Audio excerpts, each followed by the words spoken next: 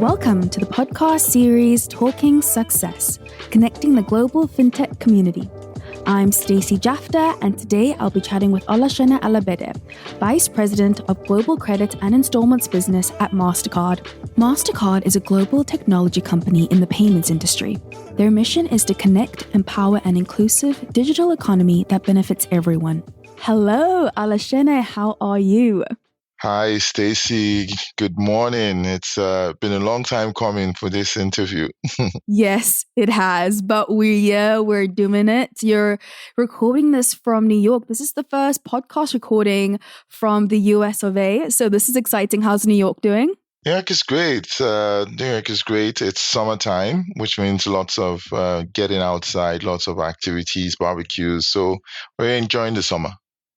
That is fantastic. I'm genuinely excited to get into your career journey. I know that you're originally from Nigeria, so I'm curious to know your journey, how you landed up in New York, and essentially how you became Vice President of Global Credit and Installments Business at Mastercard. Yeah, like you mentioned, I'm Nigerian, born and raised. Undergrad was in Nigeria, so I went to college in Nigeria.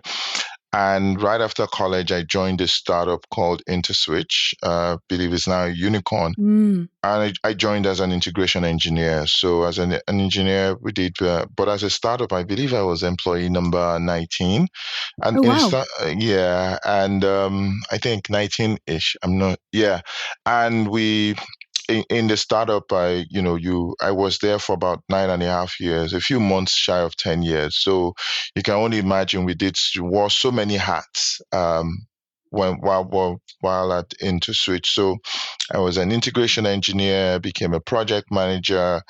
At one point, led the operations team, which evolved into a third-party processing, switching and third-party processing business for Mastercard, Visa, and all the other networks, and also a domestic card brand network at that time. And towards the tail end of my stay there, started out a team called an enterprise service management team, which is really meant to take customers from when they sign a contract and onboard them all the way to when all their services are fully operational. So that was a lot of fun. And then in 2014. I joined Mastercard.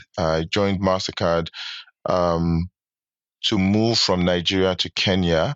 And in Kenya, what I did was what I was recruited to do was to drive go-to-market for a number of Mastercard's network products. So everybody knows Mastercard as a credit card company or as a payments network, but we also had a lot of network products on the network, something such as the fraud protection systems on the network and some of those other things. And so I drove go-to-market for those products across sub-Saharan Africa. So that was as west as Senegal or Gambia, as east as Ethiopia, and then south, everything south except South Africa. So it was great. I got a chance to go to about 26 African countries.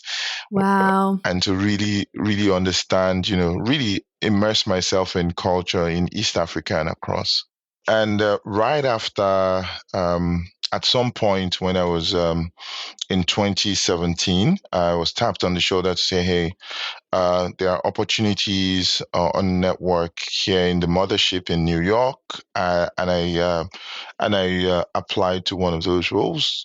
So I moved to the New York office as a program manager in the technology team, which pretty much manages deployments on the network itself, the Clear Settle network. So it was a big learning opportunity for me, really seeing how the engine worked.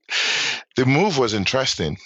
It was an interesting move because it was a change in domain, a change in geography, and also an opportunity to immerse myself in new culture. And I thought I knew the network until I got there and I saw new new things. That was super interesting. 26 countries across Africa. That That is incredible. What were the common payment problems you noticed in Africa that maybe weren't as prevalent elsewhere? Yeah, that's a that's a great question, Stacey. I think the first major problem, as you can imagine, is infrastructure. Infrastructure in a lot of markets in Africa is still lacking. So a lot of and this infrastructure is required to be able to, as building blocks for all the cool technology that payment technology that a lot of fintechs and a lot of companies would be able Mm, to deploy or apply in those markets. I think that's lacking, whether it's a basic network or broadband or basic even power itself. That is lacking in a lot of markets. I think the second thing that is probably lacking is uh, clear policy direction from yeah. the regulators or the policyholders, or better still, if you think about it from if the policy makers were a lot more involved in becoming enablers. So when you think about markets that have had success in fintech or in payments in Africa, the policymakers have played a role in getting them there. They've played a Mm, positive role in enabling them, in asking the question, you have this new technology, what does it mean? How does it benefit my people? How does it protect my the consumers in the market, and how does it protect the financial system, and then how do we help enable that? So markets where there's been great momentum in Africa, whether it's a large market or a small market, it's been down to policymakers being enablers. And markets where there have been um, some progress, there could potentially be much more progress if the policymakers, really are proactive and choose to be enablers as well. And then the third challenge I see is there's still a gap in investment in fintechs. mm, Uh, Especially the really small fintechs or small players that are providing the last mile service. So when you think about the relevant use cases in each domestic market, um, there are players in there that really deeply understand what those customer want, those the consumers want, and solve for it. So you could deploy a great payment network in the market, but you need the domestic players to be able to create the USSD applications that will drive in the market, maybe because that market is still largely feature phones or some other solution that is very relevant to those markets. So there's still a lot of funding that I believe is required, investment that needs to be made in the local fintechs in those markets.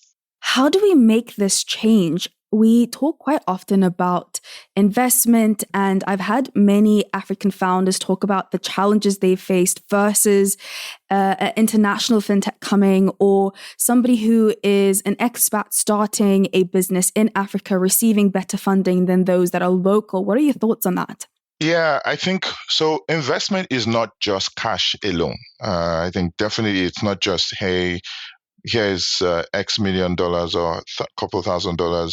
It is mentorship. So when you think about Mm, incubators and accelerators or accelerator programs, it is mentorship, it is seed funding, it is guidance, it is opening up your network. Uh, to an access and technical know-how to these fintechs to be able to, create something and not have to reinvent the wheel or not have to learn everything from ground up. And I'll give you a good example.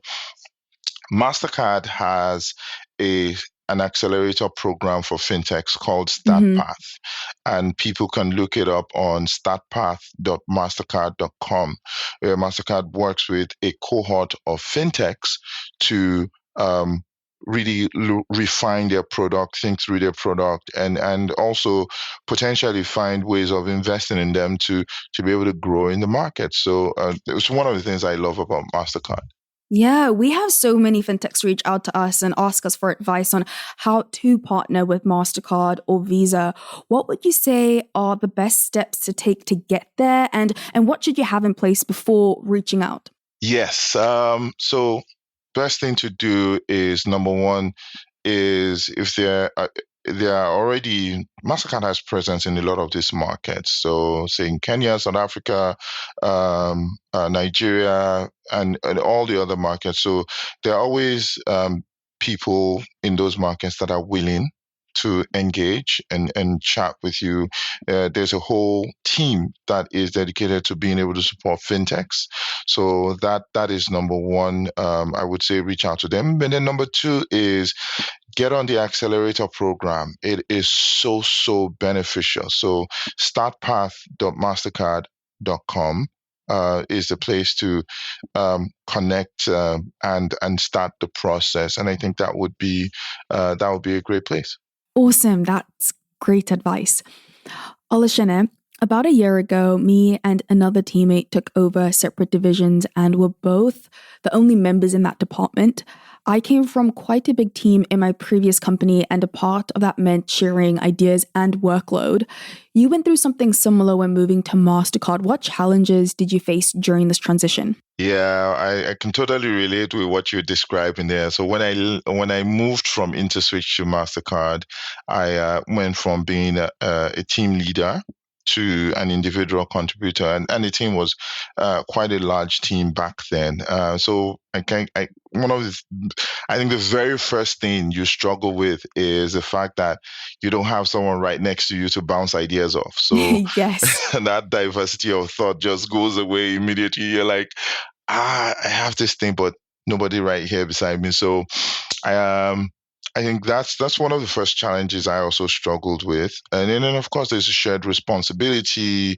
Now you have to write reports, etc., prepare your presentations and all that. And I think the but of course, in when I joined Mastercard, I wouldn't say I was alone. I would say now I was, and this is one of those things that one of the first things that I was told during the onboarding is yes, you're an individual contributor, but you're also an informal leader. You have a Mm, vast number of people around you, both locally in the market there in the Kenya office, and also in the whole group. So I could ring up someone on the phone and they fly into the country, or email them and explain. But one of the things there is when you are in an operations, when you are a team leader, your messaging is actually quite inductive. So you're pretty much going straight to the point and delivering it, to your team and saying, this is what we need to do. You marshal the troops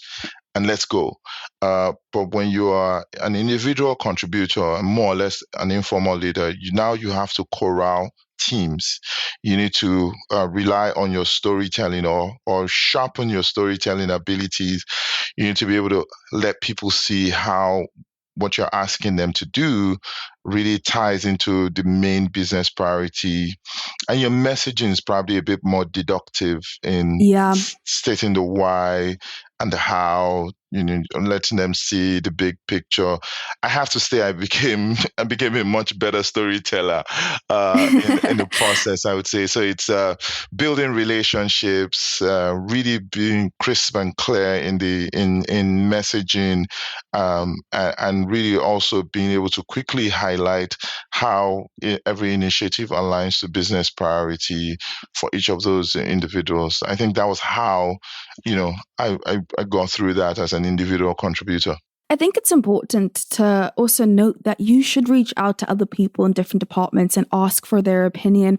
I know that when it comes to creative work within our business, it's really important to bounce off ideas and hear what other people think, because having to think of new ideas or brainstorm on your own can sometimes be quite challenging. So what we have, and I know that in the startup environment, it's really common to bring people, even if they're in the finance department, bring them in if they have nothing to do with something creative. It's always great to get a different angle, and we've seen such great success with doing that in our business. Yeah, and you raise a great point there. I also experienced the same thing when joining Mastercard. So when I was at InterSwitch, I had at some point I had a team of about 20, 22 people when I led the operations team. But in Mastercard, I had 15,000 experts to rely on. Yeah. And the person could be in Singapore or in St. Louis. All I had to Yeah. do was send out an email saying, I'm trying to find out about XYZ. And most likely the person that's responding to you could have a PhD, but is definitely an expert. So yes, Mm. wealth of expertise out there, and people were super, super supportive. They couldn't even pronounce your name, but they would definitely respond to your email. Love it. I love it. I love that. You focused on building credibility throughout your career, whether as an expat or entering a new environment. Did you feel the need to do this, or was it external forces? Yeah, actually, yeah, I would say this was my biggest struggle when I moved to MasterCard, and especially when I transitioned to the US and walked into a room of experts on the network. I would say one of the key things there was I struggled to. I felt that there was a need for me to really show that I belonged or I deserved a seat on that table or be in that room. I guess this is what this is what experts call imposter syndrome. But Yes. what I found out with the help of my mentors and my coach is that this is a burden that I placed on myself.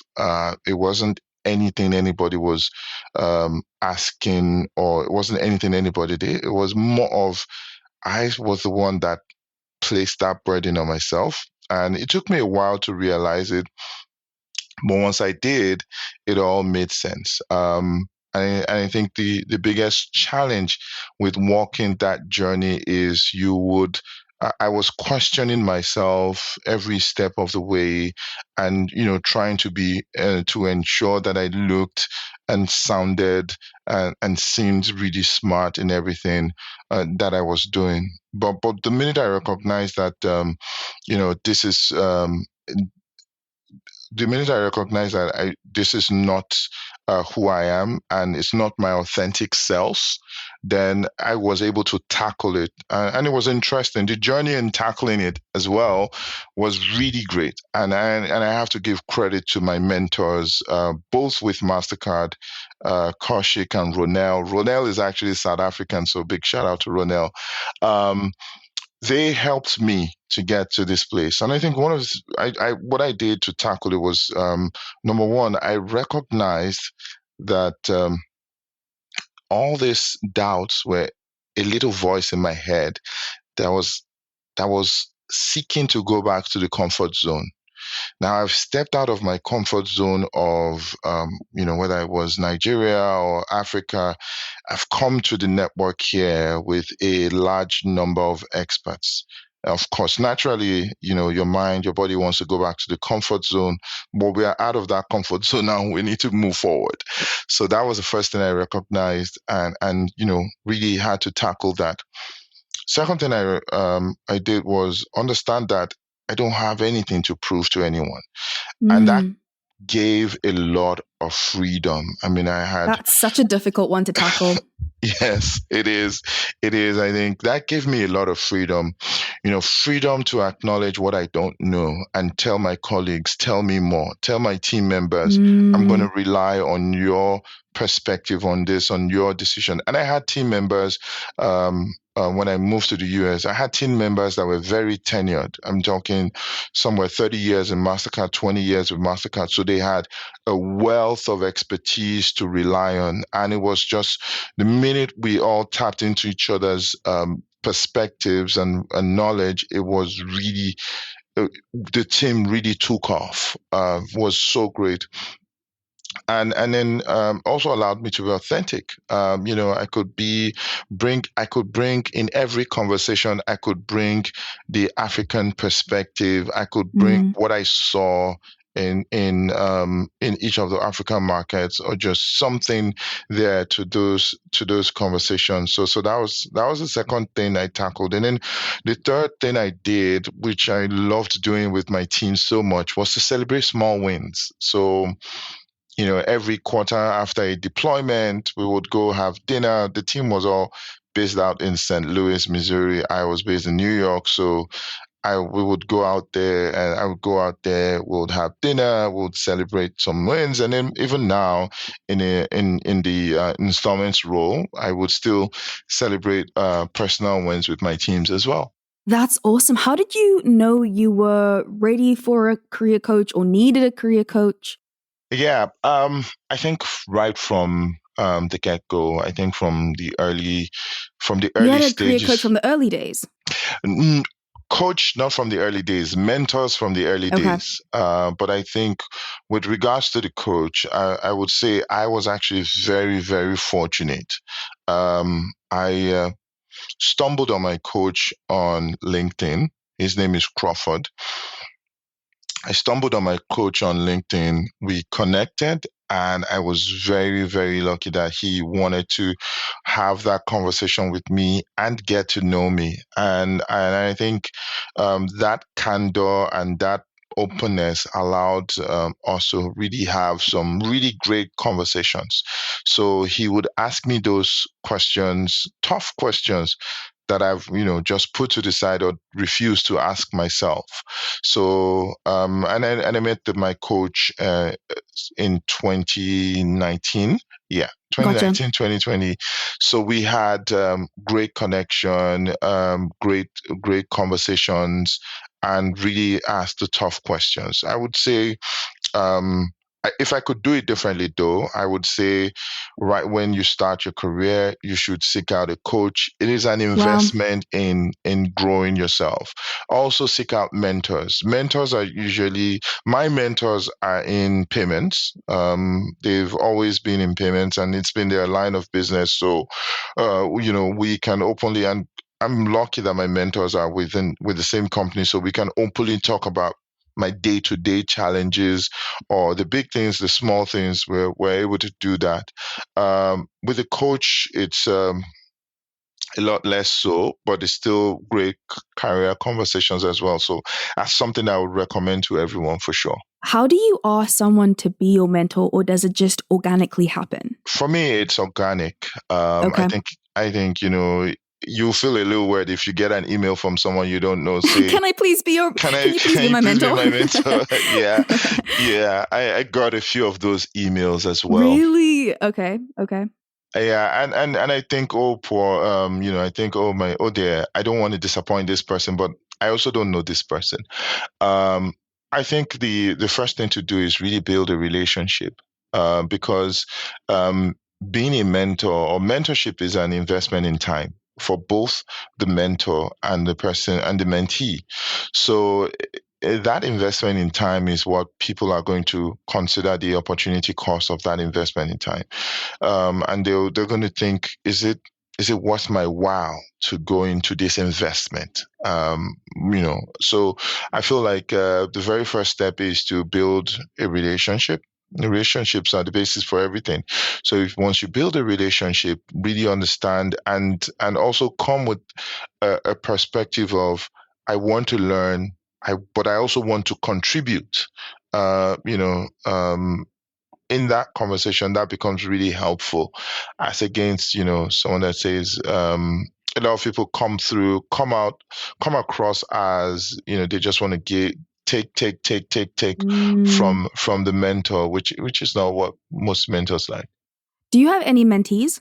Yes, I Okay. actually have. And how do you choose who you feel would be a right relationship to pursue? I think the first thing is the I want to say attitude, Okay. and the attitude, drive, and authenticity. How authentic is this person?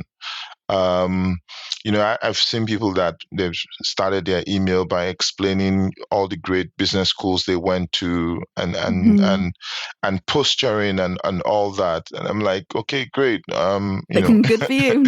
Good for you. And I've also seen people that feel like, they ask you the question simply because where they really want to get to is they want you to help them apply to a job or a role somewhere. It's not really like they want to learn. They just see you as a means to an end. But when you come across a few people that have energy, they're asking the right questions, they see articles, they send it to you, they see stuff, they send it to you, and more often than not, you would have shared common interests. So one of my mentees is a data scientist. I am still learning machine learning. So it's kind of a reverse mentorship. I'm mentoring the person on career and on payments, and this person is mentoring me on machine learning. Then you can only That's fantastic. Yeah. So, and the other instance is pretty much just a really great conversation across multiple areas, but you can always tell who's authentic. That's awesome. Olaseni, thank you so much for being on the podcast. It was incredible having you. Thank you, Stacey. It was so much fun chatting with you. Where's the best place for listeners to reach you? Yes, so on LinkedIn you can search me up, Olaseni Alabede. That's OLASENI ALABEDE. Olaseni, but there's no H in there. And on Twitter, you can reach me at King_Sheni. That's KING_SENI. I probably tweeted a lot of interesting things on Twitter. So I'll check it out. Awesome. Thank you again. Thank you. Thanks, Stacey. Thank you for listening to this week's episode of Talking Success, Connecting the Global FinTech Community. Feel free to follow us on LinkedIn at Talent in the Cloud. And if you're interested in exec talent, expanding your team, or you yourself are looking for a new, exciting change in your career, check out our website, talentinthecloud.io.